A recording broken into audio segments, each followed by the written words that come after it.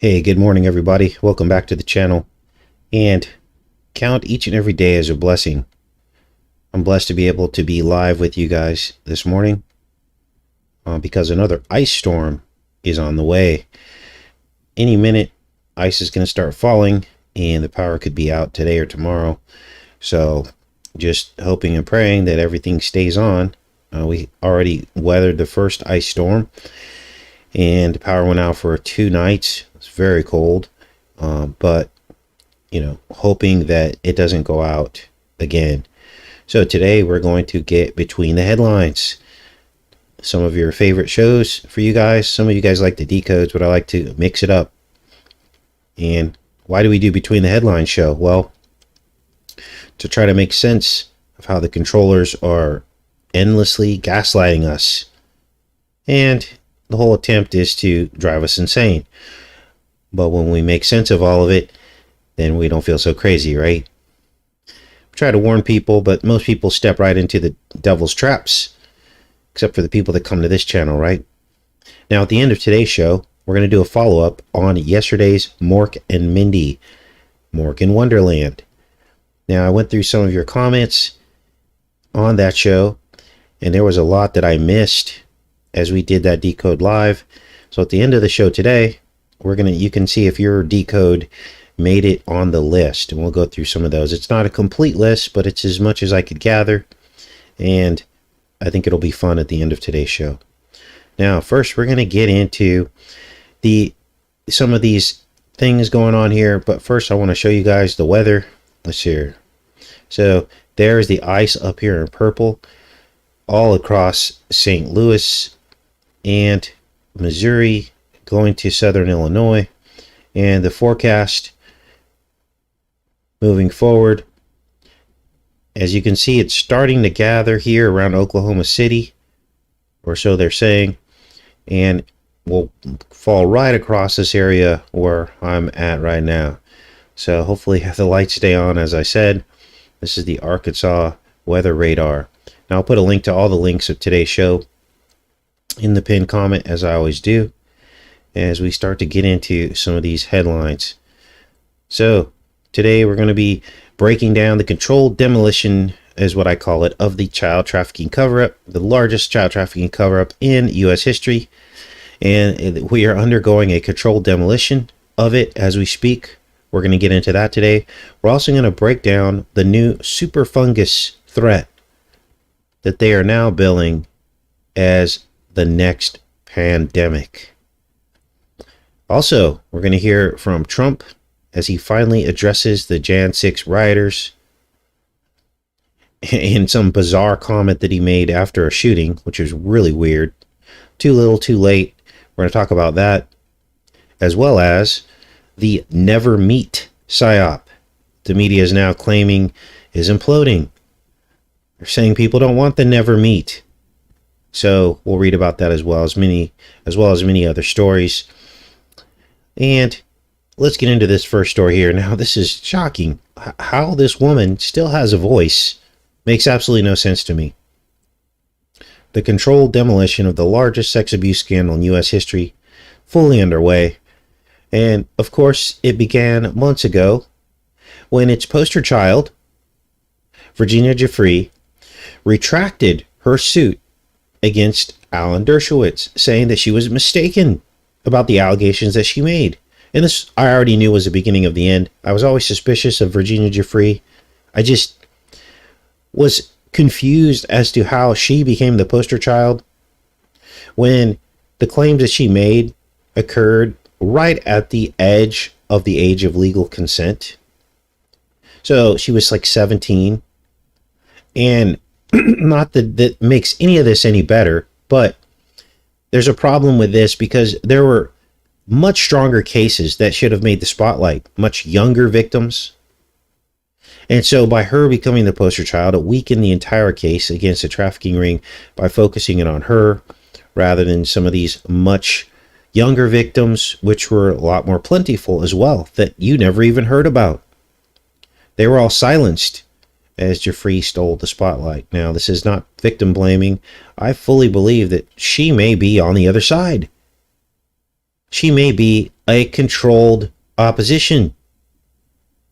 Because the evidence to me, just the picture and her testimony, to me isn't that strong compared to all the other stories that were out there, all the other victims that came forward that were pretty much silenced. Why did they choose her?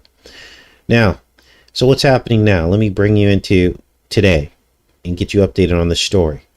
On the heels of her retraction against Dershowitz, of course, all of her credibility is now in question.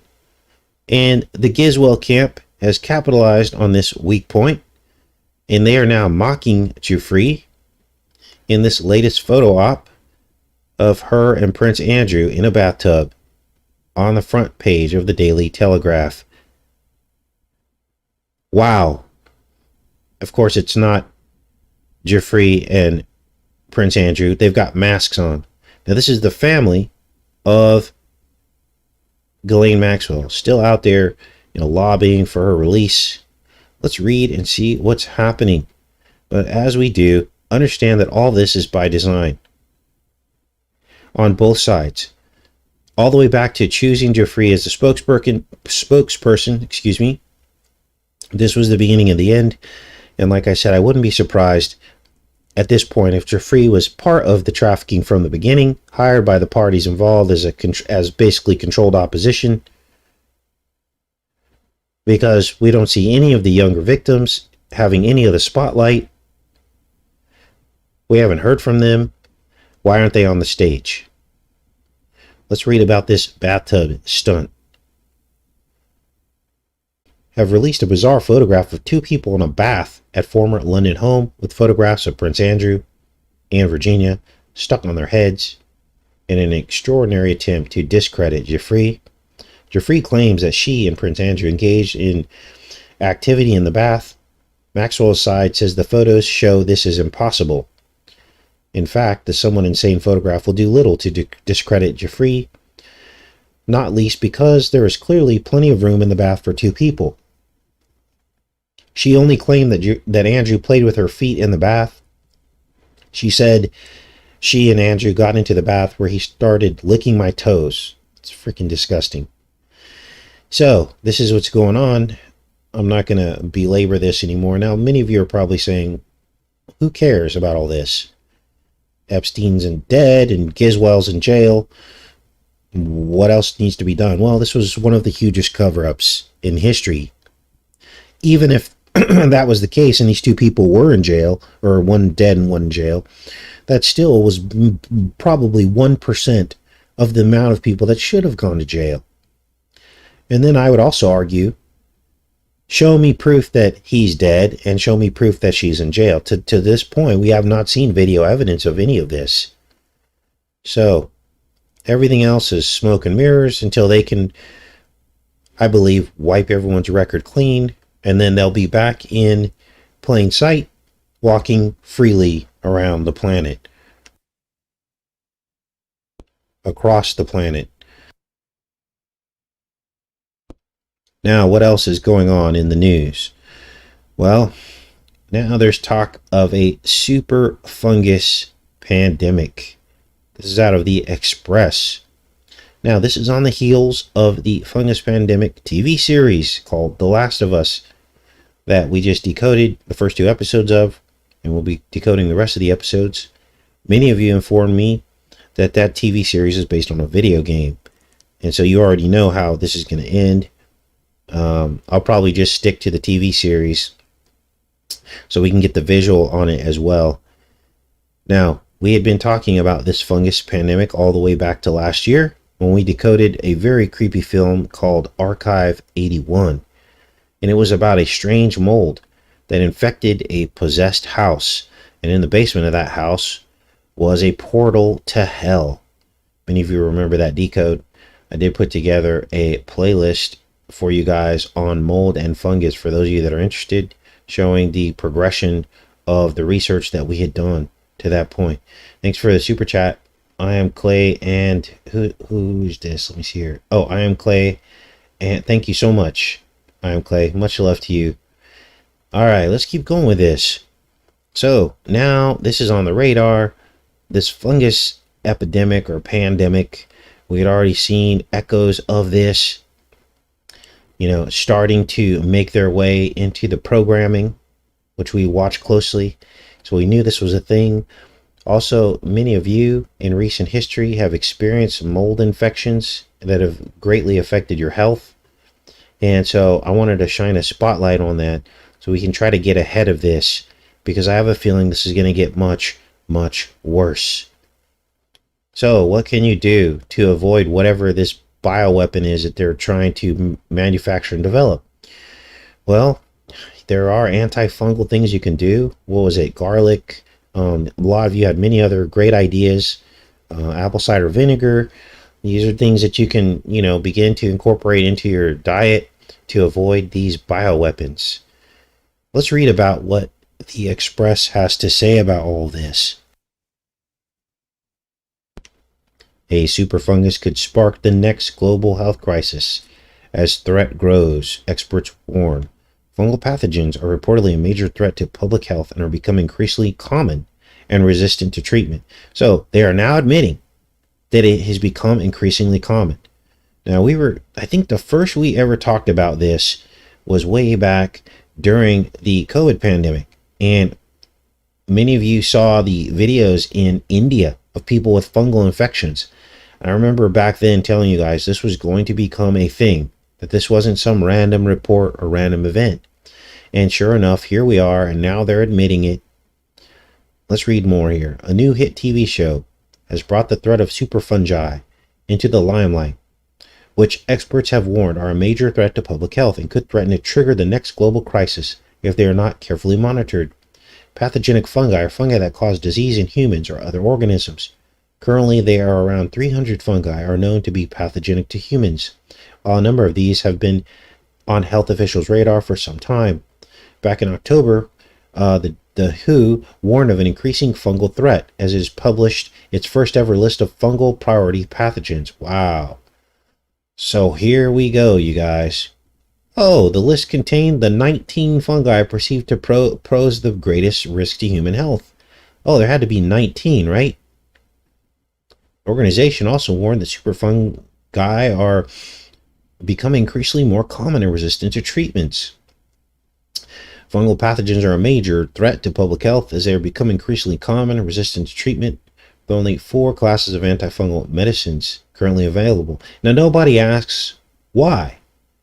Well, these scientists are supposed to be smart, right? Well, why is there an increase in these? What is happening to our bodies that is causing mold to take our bodies over?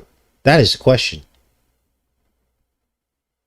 The health agency also warned that some of the strains in the list are growing increasingly drug resistant and becoming more widespread.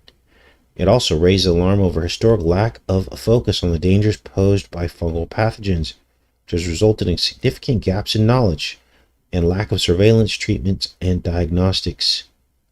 However, awareness now appears to growing as conversation about fungi enter the mainstream thanks to new dystopian TV drama, The Last of Us. Unbelievable. The HBO show begins in the 1960s with a chilling speech by an epidemiologist warning over the danger of fungi. Of course, there it is. Now we've decoded, like I said, the first 2 episodes. If you guys want to check that out. But the paper trail goes back much further on this channel as to this fungal threat that is emerging. Played by John Hannah, a character warns, if the world were to get slightly warmer, then there is a reason to evolve. Oh, they're going to blame it on climate change. Wow. It refers to a super fungi and their potential to infect and overpower a person's mind. Now, here's why I don't believe that this has anything to do with a warming planet. Because these molds exist in very, very, very cold areas. Super fungi at the center of the story is cordyceps, which actually exists in real life, but is likely nowhere near as alarming as the mass cordyceps outbreak and devastating pandemic The Last of Us might suggest. In fact, cordyceps was not even on the WHO's threat list, but the show has still got people talking about the potential threat of fungal infections. Wow. So, interesting. And look at this. These fungi actually look like the COVID spike protein, don't they? Look at this. Killer fungi are able to grow at human body temperature. So now there's more to this article. I'll pin this article if you're interested. There was another movie that we decoded. It was in a foreign language, I believe, and it showed an ant with fungus growing out of its skull. I think I put that in the playlist as well. So this is a thing now. Unreal. Well, let me check in with you guys, make sure we're connected, and then we'll get into Trump and his latest antics regarding the Jan 6 crew. Let's take a look at this. He finally responded, addressing the Jan 6 rioters. This is an insider article. After almost all of these people have gone to trial, been convicted, and thrown in jail, he's finally coming to their defense regarding how they were treated. And to me, this is too little too late. On day one, after he lost, quote unquote lost, he should have set up a legal defense fund, some kind of fundraiser or something, and they could have raised millions of dollars to help these people, get them good legal counsel and good defense. And all we got was crickets and him begging for more money for himself, but not for other people. He could have donated all the proceeds from his crypto NFT trading cards to the people that got arrested. That might have been a good gesture. Let's see what they had to say, because remember, his words after this were not in their defense. His first words to address the situation was that the rule of law should take over and people should be punished for anything that they did wrong.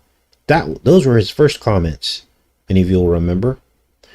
Trump responded to the Monterey Park mass shooting by complaining about the treatment of the Jan 6 rioters. Now, try not to focus on his words. Don't get caught up in the right-left paradigm and think this is a hit piece on Trump. Okay? Focus on what he says in his words. Because that we know, because he quoted them, right? Former president reacted to the mass shooting at Monterey Park by complaining about the treatment of those arrested in connection with the Capitol riot. 10 dead in California shooting. Horrible gun-wielding Antifa protest against our great police in Atlanta. Nothing will happen to them despite night of rage and destruction, he wrote on his Truth Social. Yet our January 6 protesters over a rigged election have had their lives ruined despite nobody killed except true patriot Ashley B. The situation will be fully rectified after the 2024 election. Oh, so you got to vote for him first, and then he'll pardon everybody. What about the 4 years that everybody's been sitting in jail? You don't get those 4 years back. Too late. Too little, too late. Right? And after all the other broken promises of all the other people he said he was going to put in jail, I don't have any faith that he would pardon these people if he got elected. I guess we'll have to wait and see. So, weird. Welcome to the alternate universe. Now, look at this next article. Popular Mechanics says that basically demonic algorithms could kill off humanity. This is like a scene out of Terminator, where Skynet becomes self-aware. Let's read this. Superhuman algorithms could kill everyone in due time, researchers warn. Oxford researchers are warning of the danger of artificial intelligence surpassing human power. Scientists are calling for regulation to protect society from advanced algorithms. Well, it's already happening now with censorship, which is steering the course of the human, our ability to reason and stuff. They're erasing, certain voices and amplifying others. Before we get too far into this artificial intelligence race, let's make sure we aren't just setting ourselves up for certain death. That's the gist of the recent message that a pair of Oxford University researchers delivered to the UK Parliament's House of Commons. With superhuman AI, there's a particular risk that is of a different sort of class, which is that it could kill everybody. Cohen gave the example of training a dog to perform a trick that earns it a treat. If the dog simply finds the treat cupboard, it gets the treat without the need of a human. So, of course, this is Skynet. They're basically setting this up so they can blame the murder drones on AI instead of being controlled by the controllers. Unbelievable. Now, here's a follow-up on the gas stove debate. This is a Fox News article. Now, as we said in the very beginning, they're not going to just stop coming after your gas stoves. It's going to be next your water heater. It'll be your dryer. It'll be your camping stove. It will be your buddy heaters. And one day you won't even be able to go to the store and buy propane at all. This is their goal. And they're actually stating that right here. Democrats and far-left green groups have set their sights on regulating a wide range of popular household appliances in a bid to push their broader electrification and climate agenda. Wow, we've been talking about the electric kingdom, haven't we? Well, now the mainstream is finally talking about it. But notice how they're trying to politicize it already. The electric kingdom is not a political issue. It's bipartisan. It's going to happen regardless of who gets voted in because it's part of the world agenda. They want to control the grid and then force you on it and then take it down, which will have you at your knees and have you doing whatever they tell you to do because you'll want to stay warm. You won't be able to fire up a generator that's propane power because that will become illegal. You won't be able to build a fire because they'll say particulates in the air. They'll shut off every avenue. And this isn't a right-left agenda. If you start finding yourself choosing sides on this, you've already lost. We've already lost the battle. The push to regulate everyday appliances, including water heaters, furnaces, clothes washers, dishwashers, ceiling fans, microwave ovens, and shower heads, comes as the Biden administration and the Democratic lawmakers continue to set lofty net zero and climate goals for weaning off fossil fuel dependence. Environmentalists have argued that electrification, banning natural gas hookups, and implementing strict energy efficiency standards could help accelerate emissions reductions. This is what they're trying to do, you guys. There's bad news for almost every room in the house. Ben Lieberman, a senior fellow at the Competitive Enterprise Institute, told Fox News Digital in an interview. Climate activists and the Biden administration want homeowners to stop using natural gas and to electrify everything. That would affect appliances that come in natural gas and electric versions, such as stoves, but also heating systems and water heaters. So there are efforts underway to tilt the balance in favor of electric versions, even though natural gas is considerably cheaper on a per unit energy basis. So what they're going to do is slowly over time, they're going to increase the cost of natural gas to the point where it won't make sense to use natural gas anymore as they try to make this obsolete. And this is a bipartisan effort. No matter what anyone says, never forget that. It won't change once a different person comes into power on the other side of the aisle. But they want you to believe that. That way they can get Trump voted back in, right? Because what they do, here's how it is. These both sides of the aisle are like Tarzan, okay? You swing from one side to the other. This is why every 4 to 8 years we get a different side coming to power. You don't really get Democrat back to back or Republican back to back. And then what happens is they might stall on the agenda when a Republican's in power, but then they know that eventually when the Democrat comes into power, they'll continue to push the agenda. And the way you know that this stuff is happening is when the other side gets into power, they rarely reverse what the other side has done. They'll do like general reversals of things, but they don't dig down and reverse everything completely 100%. Okay. Prime example is national health care. Did we really reverse that? No, we didn't, did we? It's still a thing, right? Another thing is spending. The Republicans talk so much about spending, but then Trump outspent them all, didn't he? So don't get caught up in the politics of it. Understand that both sides are working together. And once we finally figure that out, then we'll be able to stand up against these people. Now, what else do we have? California backing off mandatory vaccines for school children. Now, what's my response to this? Well, the damage is already done. How many shots and boosters have pretty much every child in LA received, it's too late. It's already done. So of course they're going to pretend like they're backing off. Let's read this.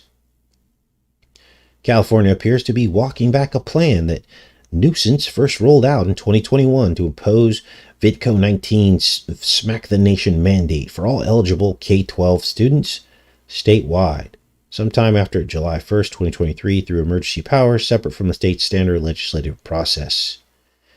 After Nuisance announced the October 2022 that he plans to end the state's VidCo-based state of emergency on February 28 this year, nearly 3 years after he declared it, the California Department of Public Health is not currently exploring emergency rulemaking to mandate Smack the Nations for in-person schooling.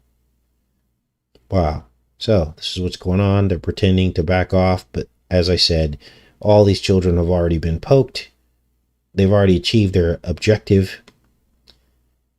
And here's another reversal. California judge issues preliminary injunction blocking VidCo misinfo law. So let me get you caught up to speed on this Fox News article. Basically, Nuisance said that he tried to put a law in place saying that doctors could not disagree with the scientific consensus when it comes to COVID. You put the law in place. Several of the doctors sued because they wanted to be able to speak freely about their opinions on the scientific consensus. And now it appears as though a judge has issued an injunction against the law, so that the doctors win in this case to be able to speak freely without being accused of misinformation and losing their license. Now, this Nuisance guy is a real nuisance. He's a prime example of a politician who will run all over your rights if you let him. So all we have left to do is to protest. Peacefully protest these things, right? Let's read this real quick. California judge issued a preliminary injunction against a state law that empowers the Medical Board of California to discipline physicians who support opinions about COVID-19 that are not in line with the consensus. I mean, this is straight out of Tyranny 101. The law, known as Assembly Bill 2098, was set to take effect on January 1st, 2023. Under the law, the Medical Board of California and Osteopathic Medical Board of California could discipline physicians who disseminate information about COVID that is not in line with the contemporary scientific consensus. But in November, a group of 5 California physicians filed a lawsuit against California Governor Nuisance, saying the law violates their First Amendment rights, and they're absolutely correct. So, I don't know if this is smoke and mirrors, if this is going to stick, but this is what's going on with the disinformation law in California. All right, let me check in with you guys, and then we're going to get into furries. Welcome, everybody. Now, many of you will remember the expose that we did on furries. We've covered them over the years. We isolated the origins of the furries all the way back to a scene in the movie The Shining, where there was a furry sitting on a bed involved with some kind of sexual activity. Remember that? And that seemed to be the origin of the furries. Well, now, since then, the furries are everywhere, and children are dressing up in furries costumes. We also uncovered basically some creepy satanic weirdo on Twitter who was holding furries events at a hotel, and we went to his Twitter, and it was full of like satanic imagery. There were devils and all kinds of weird stuff. And in this invitation to this event, we found that he said that children could show up if they had a permission slip from their parents.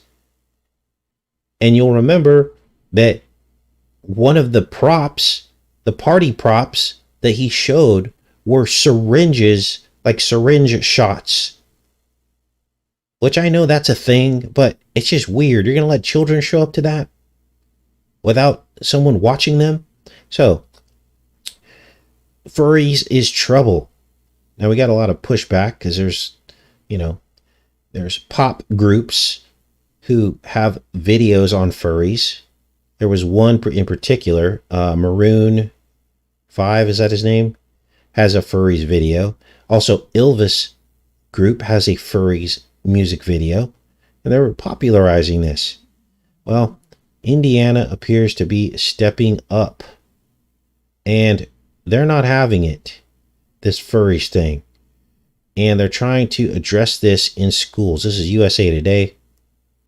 Indiana lawmaker targets furries in schools. The schools say there's no problem. Now, what's the problem with this furries thing for children in schools? Well, this whole furries thing. Now, in hindsight, we can look back and we can see that this was a segue into children identifying as animals. This is a thing now. Children are like, I'm a cat. And then they have to bring, like, a litter box into the classroom for the children that identify as cats. And of course, that's a segue into them identifying into whatever pronoun they want to be, isn't it? And that was the whole gist of this. Let's read this. A bill working through the Indiana Senate would reiterate that schools are allowed to enforce dress codes and curb disruptive behavior to address concerns about students identifying as furries. It follows a nationwide wave of claims, none proven, that students are dressing and acting like animals in classrooms. Indiana Senator, it says none proven. Well, that's because the national media won't cover it. I spoke with the guy that was installing the internet, and he said that his child in their classroom, way out here in rural Arkansas, that the teacher was pushing furries. I'm not going to name the city, but they were pushing furries. Children were allowed to dress up as furries, and all of the parents were upset, but they couldn't do anything against the school because they were afraid that they would be called, not woke, or they would be accused of being discriminatory toward this teacher. Way out here in rural Arkansas. So if it's happening out here, now this guy had no reason to lie to me, right? He's installing the internet, and we just got into a conversation. Many of you will remember that conversation that I shared with you. He was in a band. We talked about race issues as well. He was happy to know that I was a man of color that didn't think that all white people were racists. And he had a black drummer who was claiming racism, and he challenged the guy. He said, look how popular you are. Look at all the women coming up to you in the band. He goes, you really think you're being treated differently, or you haven't had opportunities? So they got into it. I said, look, you don't understand that he's been programmed. Okay? You have to make adjustments for people that are asleep and programmed. So he was encouraged. I was encouraged. But then we were sad about what was happening in his child's classroom. So notice how the media controls everything. Let's keep reading here. Indiana Senator Jeff Ratz of Richmond authored Senate Bill 380. The Various Education Matters Bill makes changes to how the state calculates high school graduation rates, and then also includes this line. A school corporation may adopt a policy concerning student dress code or disruptive behavior. When introducing the bill in the Senate Education Committee, which Ratz chairs, he said it was to address concerns about students who may be imitating or behaving like a furry. Essentially, what this signals to schools corporations is that through the dress code, you have the ability to drive how students dress. Parents and school employees brought the complaint to him, declining to name their districts or schools in an interview with Indy Star. The bill does not require schools to make changes, he said, but reinforces the idea that they can. School corporations already have the right to create and enforce a dress code, as many do. So, we'll see how this all plays out, but wow. Children are dressing like animals in school. Look at all these comments. 4,327 comments. We're not going to go through all those comments, but again, I'll pin this story so you guys can read this. So, What else do we have here? Lots of stories today. They found some cool fossils in the mud of the Mississippi River that is starting to dry up after several dry years, and the sediment has now been exposed, and it's revealing some pretty interesting fossils. Rare Ice Age fossils discovered on the drought-stricken Mississippi River. This one is a lion. There actually used to be lions in America. They have the claws here. Let's zoom this up here. Rare American lion fossil has been discovered near the Mississippi River. The tooth pictured has a fragment of the jawbone still attached. Wow. Lions in the Great Plains. Used to stand 4 feet tall, 25% larger than the present day African lion. American lions weighed 500 to 800 pounds. Can you imagine the size of this thing? So they've made some other fossil discoveries as well. Again, I'll pin this. The American lion stood 4 feet tall at the shoulders and measured 5 to 8 feet in length. Wow. Look at these pictures. Much different world back then, wasn't it? Now, what do you call a fake hot dog? Well, for now, it's the underdog, or so they want us to believe. Fake meat is about to go out of business? Let's read this. I don't think it is, but this is what they say. Plant-based meat is in free fall. Here's Beyond Beef and the Impossible Burger. Let's read this here. Just over a decade ago, 2 new companies emerged with a mission to change the way consumers consume. Beyond Meat and Impossible Foods. Look at this. BMIF. It's like body mass index almost. Founded in 2009, 2011. Oh, 9 and 11 respectively. Greenhouse gas emissions from farming and livestock production were threatening our environment, and the global consumption of meat was beginning to look unsustainable in the long term. Though they approach the problem with 2 different recipes, both Beyond and Impossible hope to provide consumers an off-ramp from their largely carnivore lifestyles. Beyond Meat's founder, Ethan Brown, believed in the power of plants, using lentils and peas to create alternative proteins that aim to mimic the taste of real chicken and beef. By 2017, its products were sold in 11,000 stores nationwide. By 2018, fueled by a flood of investors and large corporations looking to collaborate, Beyond Meat was valued at $1.3 billion. As for Impossible Foods, its chicken nuggets are truly stellar. Impossible Foods, founded by Pat Brown, unrelated to Ethan, entered the meatless scene in 2011, becoming a formidable Beyond competitor. For the past decade, both companies' products have been ubiquitous at both grocery stores and restaurants, with many consumers opting for these alternatives because they believe them to be healthier and better for the environment than animal products.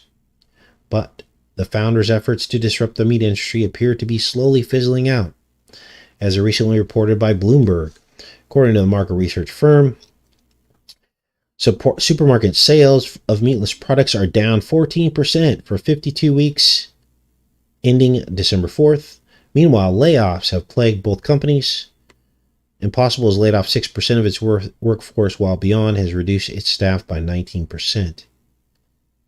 Wow. So it says here, the popularity of fake meat spiked during the start of the pandemic. Americans bought 5.3 million units of fresh meat alternatives, 3 times that of the amount from the year earlier. But now, as the cost of eggs and other household staples reach an astonishing high cost, consumers are tightening their wallets and reading nutritional labels with a more critical eye than they did in the past. Inflation has forced us to ask the question, is plant-based meat truly a better alternative, or simply an overpriced, sodium-filled substitute? After all, claims about these products' nutritional value and carbon footprint have been in question among consumers since at least 2019. There are other, more unexpected problems with these products that drive away consumers too, one of which is their off-putting smell. Wow, Yeah, you know, smell has a really big deal to do with how something tastes, doesn't it? Bloomberg explains that Beyond Meat, in order to approximate a burger's juiciness, is processed with cryogenically frozen balls of fat made from canola oil and refined coconut oil, while Impossible's burger patties include a genetically modified yeast called soy legumoglobin to lend them a meaty flavor. Neither of these substances smell great when they're cooked. Wow. So, they want us to believe that Beyond Meat is coming to an end. I guess we'll have to wait and see, right? Now, what else do we have? Let's go into the electric car. Let's get into some updates on the electric car. Now, if you're just tuning into the show, at the end of today's show, we're going to go over yesterday's show and do a follow-up on Mork and Mindy. There were some more things that we missed in terms of the decode, so that's how we'll end today's show. But let's finish up these news headlines. Electric vehicles more expensive to fuel than gas-powered cars at the end of 2022. So, looks like it cost electric car owners more money to fill up their cars than it did for people to gas up. Well, what do you think is going to happen when electricity is made out of fossil fuels and loses its value every mile that it has to travel along a power line?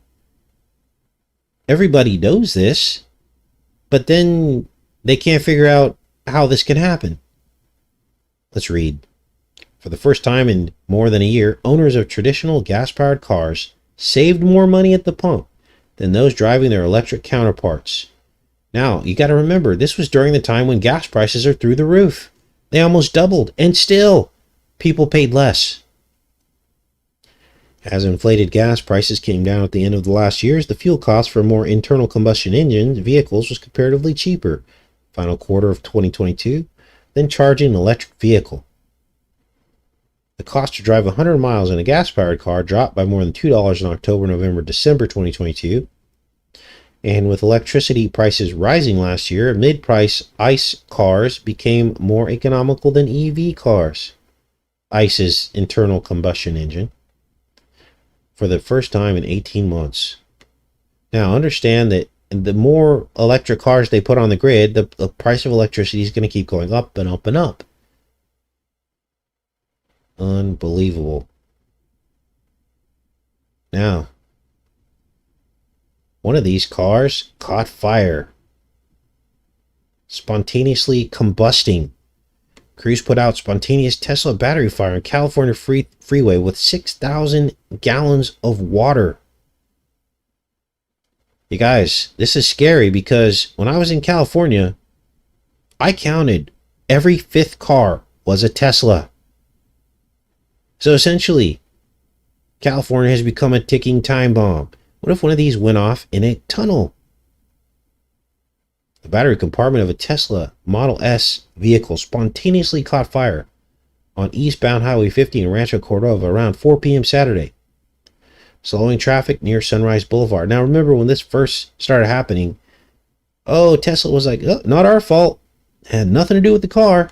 Lying through their teeth. They knew these things were ticking time bombs. But they lie, don't they?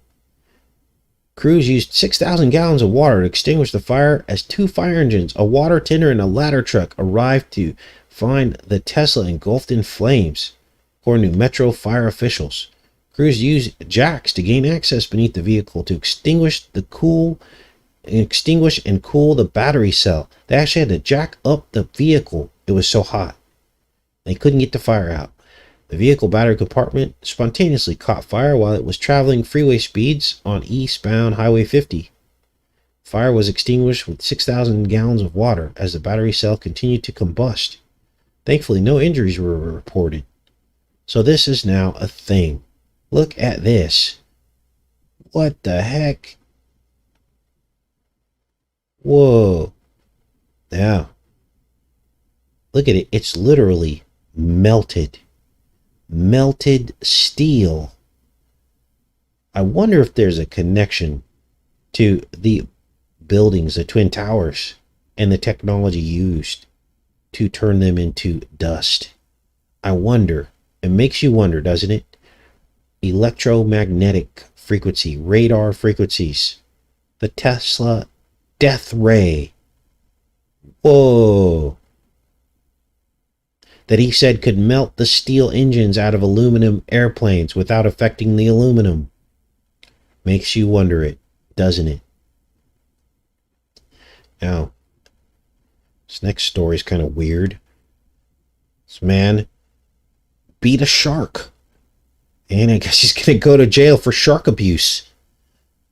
Let's read this. Florida man who allegedly beat shark on the beach could be charged. According to the Wildlife Commission, this is out of Fox News. Is there a video here? No video. Let's see here. There you can see the guy dragging the shark. Shark abuse. Oh, is this a video? No video here. I thought there was a video. What a silly story. Florida wildlife officials are recommending charges against a man accused of dragging a shark around the beach after beating it with a hammer. Commission report obtained by Fox News Digital, the agency is recommending that 2 charges be filed against the 33-year-old. Of course he's 33, right? Wow. Shark beating. All right, that was random. All right, so what else do we have here? Oh, here's a Daily Beast update on the physics of our universe. Now they're claiming that space and time are illusions. Let's read a little bit of this article. See what they're going on about. This past December, the Physics Nobel Prize was awarded for the experimental confirmation of a quantum phenomenon known for more than 80 years, entanglement. As envisioned by Albert Einstein and his collaborators in 1935, quantum objects can be mysteriously correlated, even if they are separated by large distances. But as weird as the phenomenon appears, why is such an old idea still worth the most prestigious prize in physics?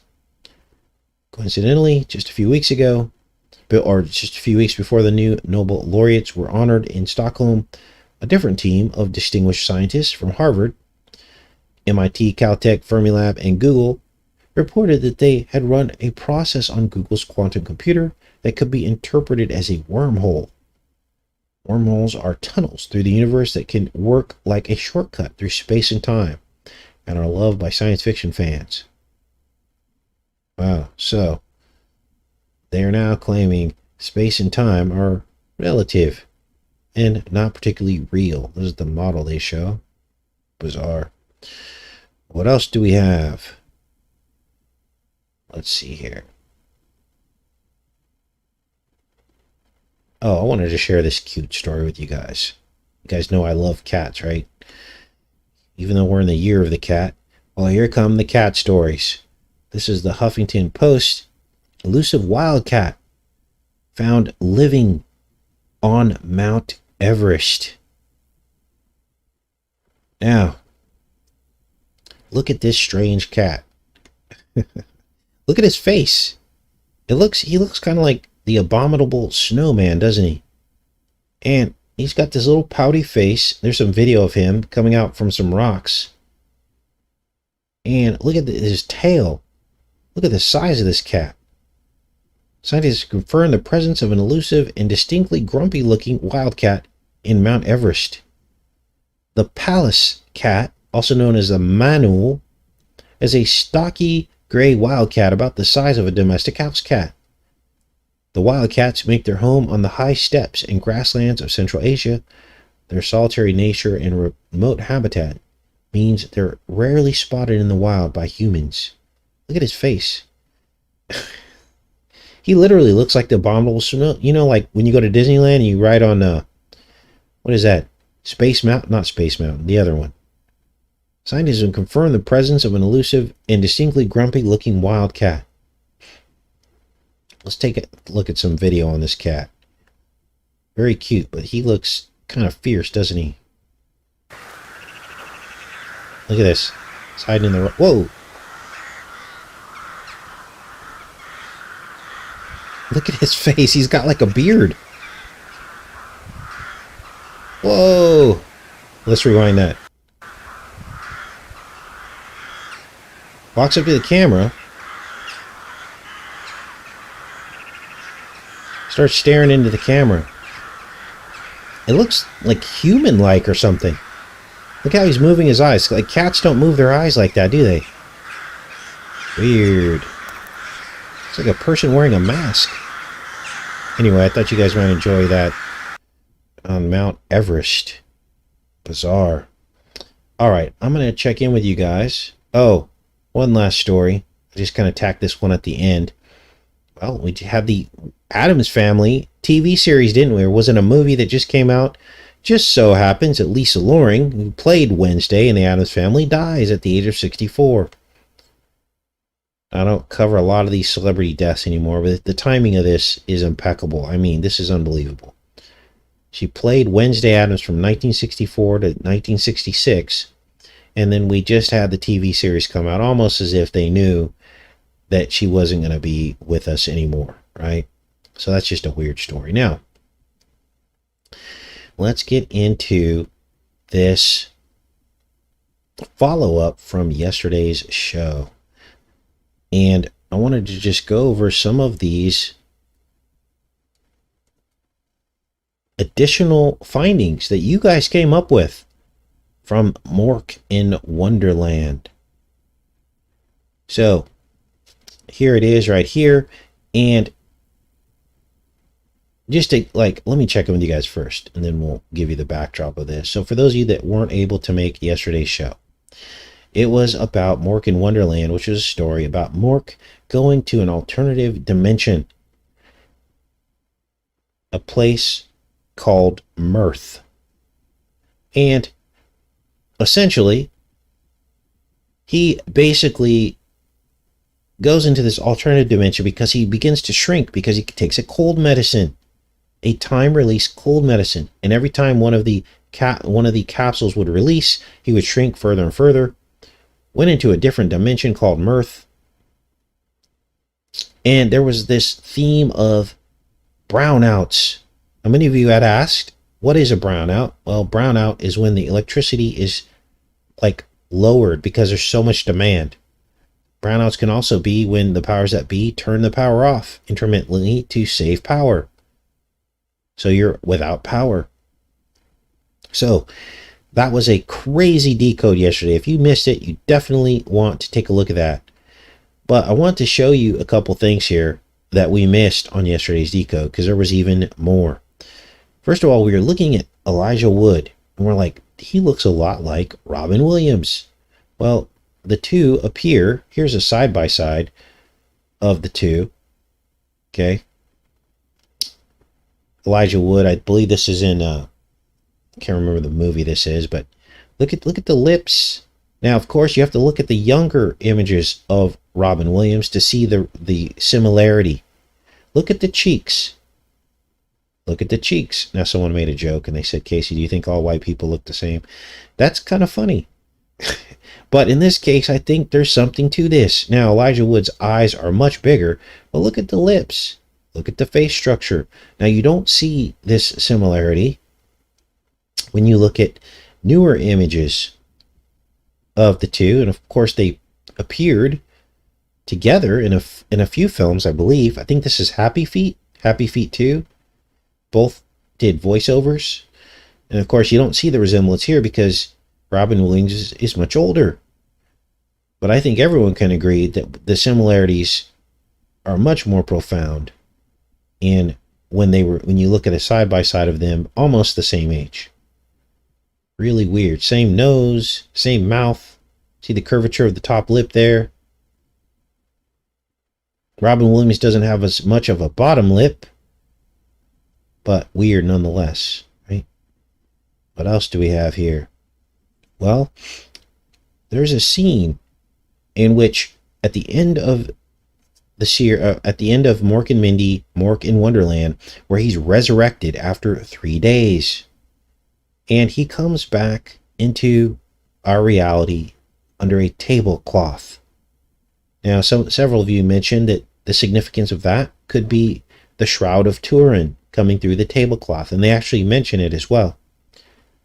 I also think it could have a connection to the Last Supper table and Jesus' resurrection, of course, after the 3 days. So there's definitely some kind of connection with that.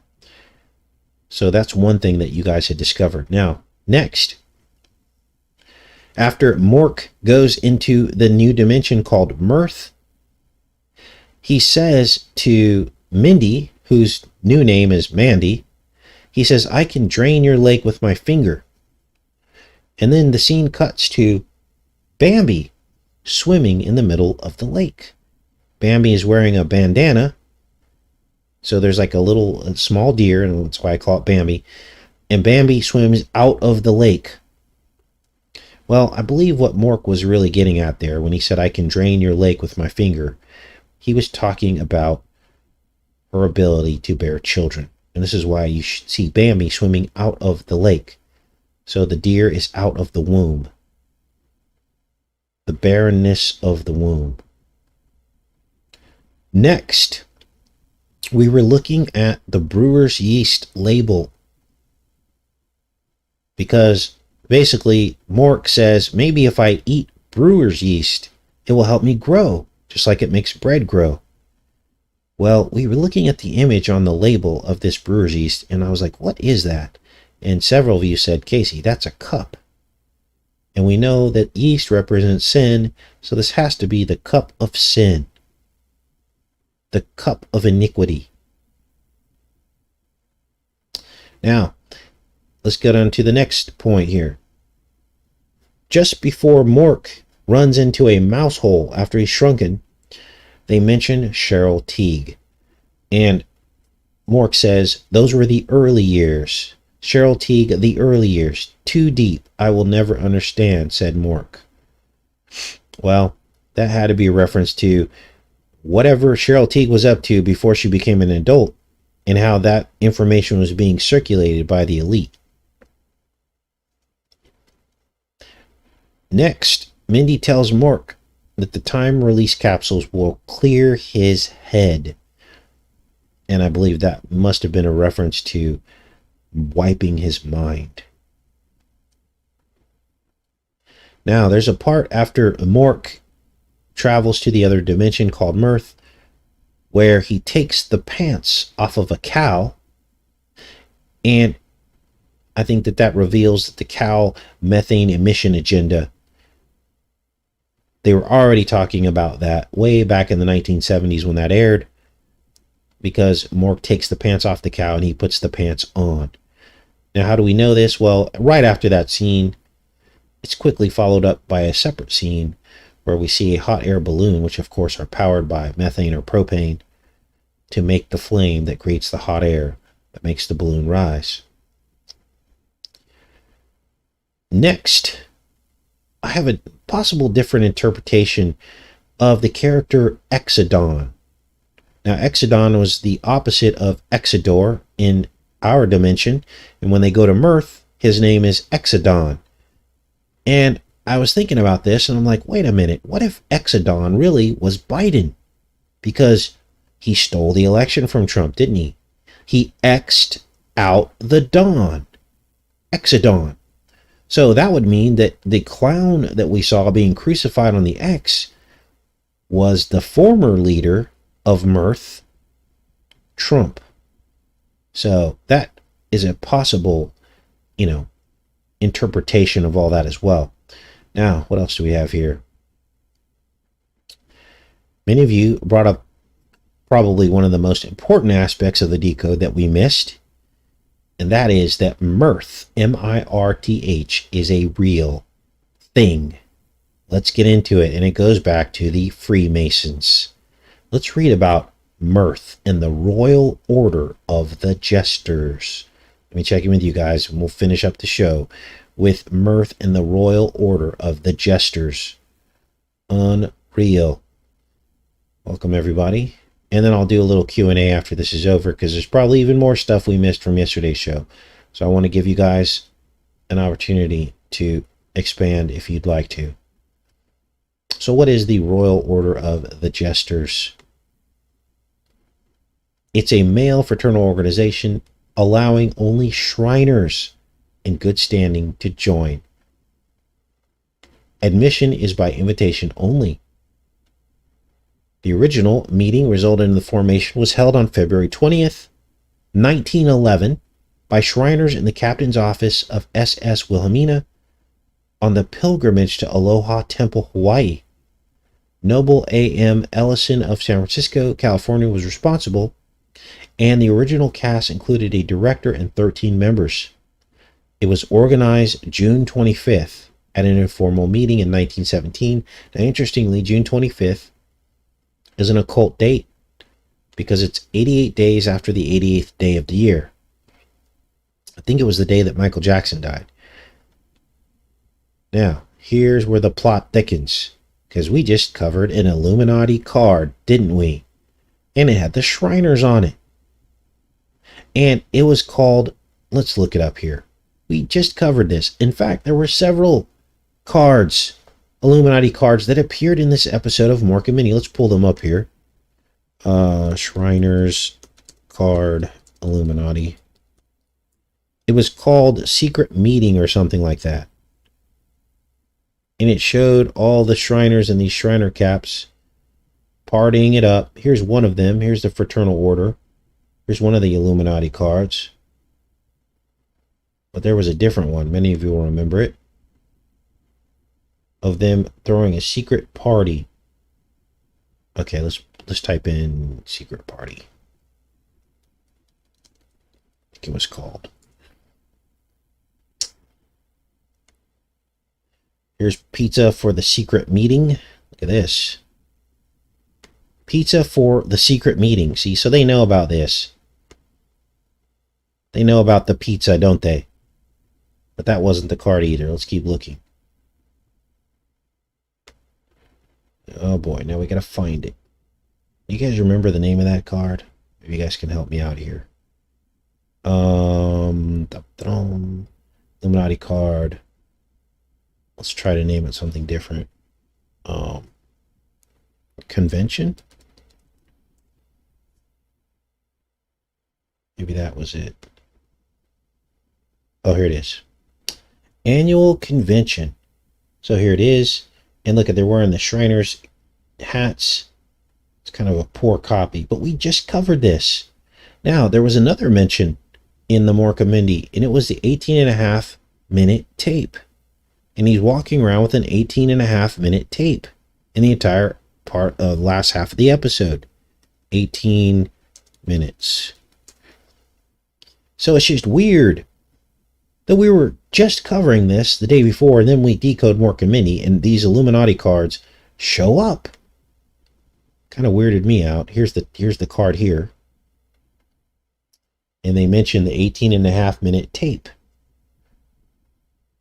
Weird. Now let's keep going with this Royal Order of Jesters. The official website for the Royal Order of Jesters describes itself as the following. Whereas most Masonic bodies are dedicated to charity, the Royal Order of Jesters is a fun degree with absolutely no serious intent.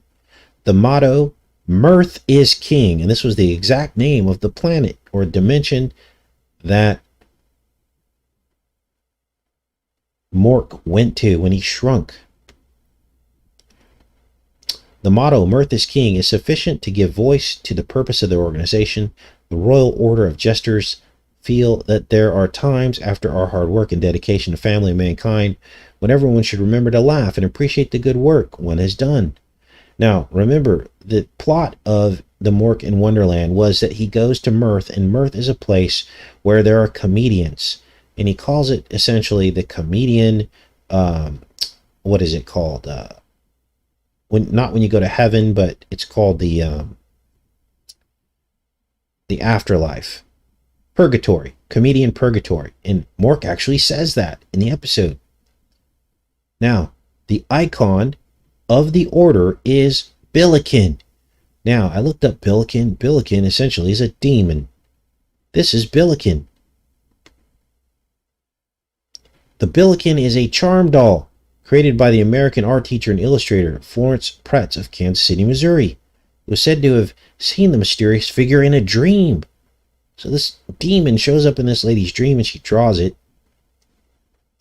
Believed that Pretz found the name Billiken in Bliss Carman's 1896 poem, Mr. Moon, A Song of the Little People. In 1908, she obtained a design patent on the ornamental design of Billiken. So, Billiken is a miniaturized person, which completely falls in line with the plot of the Mork episode, where he shrinks into a little person. So, then, which she sold to the Billiken Company of Chicago.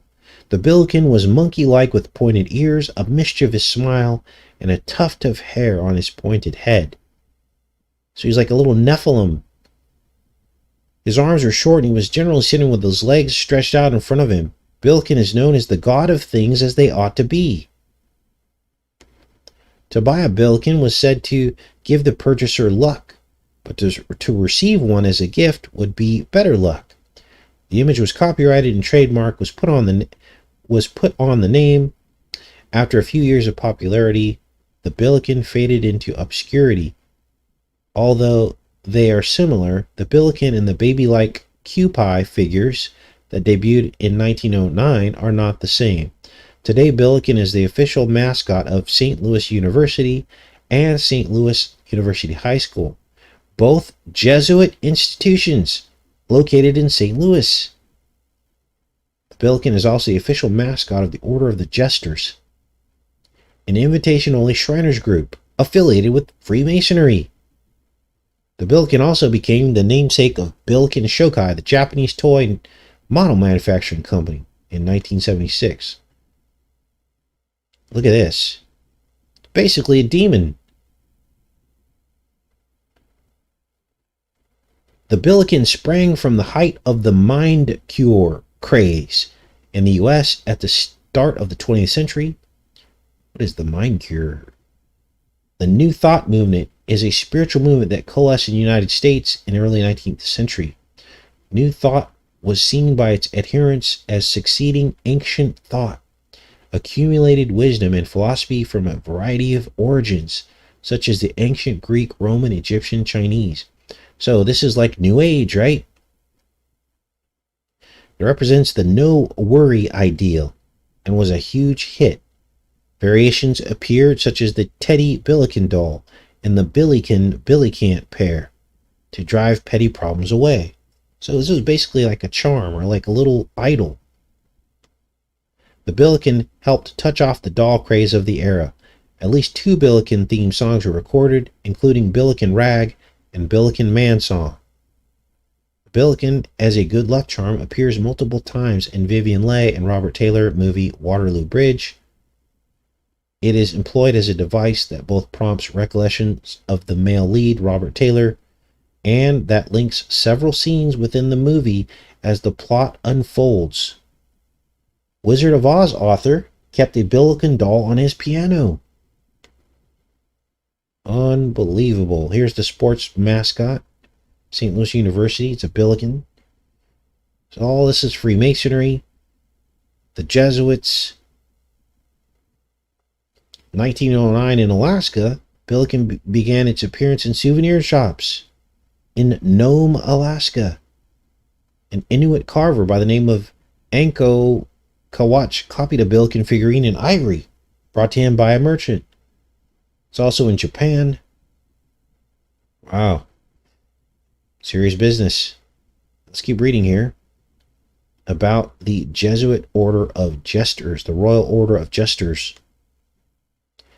The order is very anti-publicity. For example, a website made by one of the members was removed after the intervention of the National Court of the Order. The primary reason behind this was the desire of the board to minimize public exposure or public access to jester information. Membership. Local courts are limited to 13 initiates annually, and membership is by invitation only. So there's apparently a museum in Indiana, and on display are items relating to the order and some items relating to William Shakespeare and other historical people who focused on humor in their works. Now apparently there was a prostitution scandal. Human trafficking was going on. This kind of links into this card, right? put it back here. Kind of links into this card, doesn't it? The annual convention. And obviously this was going on in the convention according to this card. Let me see if we can get a better image of this. Let's type in annual convention. Maybe some clues on this card that we missed. There it is. So this is the annual convention card that we covered several days ago. And let's read about what happened. In 2008, 4 public officials from Western New York, including a state Supreme Court justice, 2 retired police officers, and a law clerk, were convicted of human trafficking for transporting a prostitute for the Royal Order of Jesters. According to federal prosecutors, the Jesters frequently employed strippers and prostitutes at their parties, with some of the prostitutes being illegally transported over state lines for Jester events. The FBI has investigated these cases. So for people that don't believe in conspiracies and these secret societies, right here, state Supreme Court justices, 2 retired police officers, and a law clerk were all involved in this particular event. So these people do hang out together. They do have secret societies and secret clubs, which proves that. Let's go back here in the chat. Wow, creepy, right? See what you guys are up to. Yes, I saw a graven image. Some of you are comparing the Billiken to like a Buddha. I would agree with that. Totally looks like a little Buddha. All right. And now, as always, I'll put a link to all this in the pinned comment for those of you that want to dig further. There's always more to the story, right? We just kind of do a summary of this stuff, try to catch the highlights. There's always more to the story, isn't there? All right. They had Furby parties. Charm doll is super creepy. Robin Williams, a sad comedian. It is sad.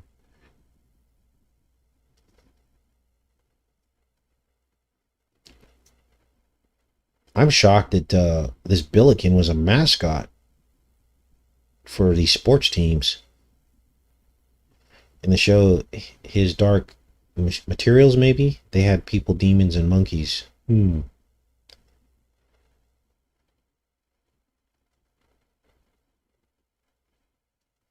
Yes, Furbies, that recorded everything you said. Tears of a Clown.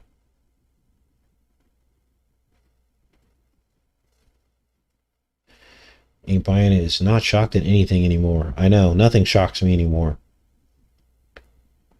I think what's most shocking is that one of you mentioned, wow, you know, they went to the Mork in Wonderland copy of the TV show here on YouTube. I put a link to that so you guys can go there and watch it if you wanted to. I put a link to that, and the people in the comments section under the video, the original video, were clueless, completely clueless to the disclosure that was happening. And that like saddened one of you, and it saddens me too, that they could actually basically disclose their entire agenda with the cows wearing human clothes and hot air balloons powered by propane and talking about a fake brownout caused by the politicians, and nobody was awake to it in the comments section. And maybe there were, maybe their comments got deleted, who knows. So the 70s, there was little troop, but I didn't catch that, sorry. Did you catch the X on the other guy's chest? Frowny face. Yes, we caught the X because his name was Exodon, so that's why he had the X on his chest. Casey, found the story about Las Vegas judge who tried to break open a trafficking ring with the cops in Vegas. She's gone now. Oh, wow. Yep. They will erase all resistance, because I believe that is the backbone of American politics. I believe that that is at the foundation of what they do, and it's how they, you know, they basically can blackmail each other with it. They probably record a lot of this stuff. Sabrina says the exit on was a good decode. Thanks. Rebirthing. We kind of did that decode together, didn't we? I had the chat pulled up, but you guys couldn't see it, and I was reading your chat and watching at the same time. And you guys helped us decode that. I think it's the main source of their income, says ain't buying it. Yep. I agree 100 on that. Notice pictures on the wall look like a lotus flower. Yeah, those were the stained glass inside of Mork and Mindy's apartment. And some people thought those might have been lotus flowers. Other people thought they might have been roses, like Rosicrucian. There were a couple different interpretations of the stained glass in their apartment. All right.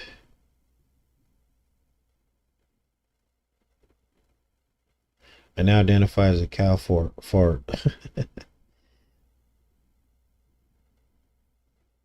couch looked like amoebas. I think that was a popular pattern in the 70s and 80s. I forget what they call that pattern on the couch, on Mork and Mindy's couch cover. I want to say paisley pattern, but I could be wrong.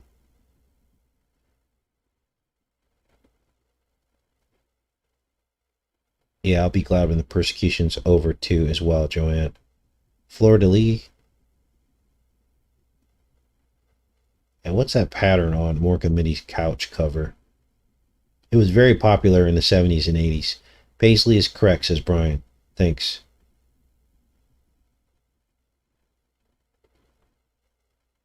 All right.